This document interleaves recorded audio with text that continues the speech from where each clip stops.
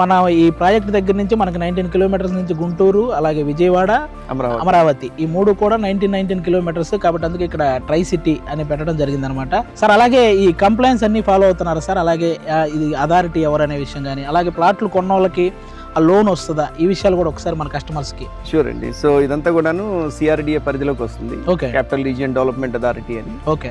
So మీరు almost దాని పరిధి వచ్చేసి ఒక 50-60 కిలోమీటర్స్ ఉంటుంది. Okay. So any approvals, plotting approvals కానివ్వండి, మీరు ప్రాజెక్ట్ చేస్తుంటే మనకు అప్రూవల్ ఇవ్వాల్సిన అథారిటీ పేరు CRDA. Okay. So this is a complete CRDA approved project. Okay. So CRDA వాళ్ళు అప్రూవ్ చేసిన ప్రాజెక్ట్ నెంబర్ 1.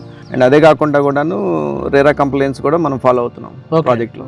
సో అట్లనే RERA approved and CRDA approved project ఇది. సో దాని పర్స్పెక్టివ్ లో కస్టమర్స్ కూడాను ఆలోచించాల్సిన పని లేదు. అంటే ఎట్లా ఏంటి, రేరా ఉన్నదా లేదా, ఈ క్వశ్చన్స్ అన్ని వస్తా ఉంటాయి, జనరల్ డౌట్స్.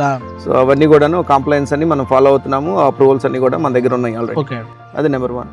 నెంబర్ 2, మీరు అడిగిన దానికి లోన్స్ ఫెసిలిటీ ఏంటి అని అంటే కనుక మనకి దాదాపుగా ఒక 70 ఈ ప్రాజెక్టు ఆల్మోస్ట్ 8 బ్యాంక్స్ తో మనం అప్రూవల్స్ తీసుకొచ్చాం. ఓ సూపర్.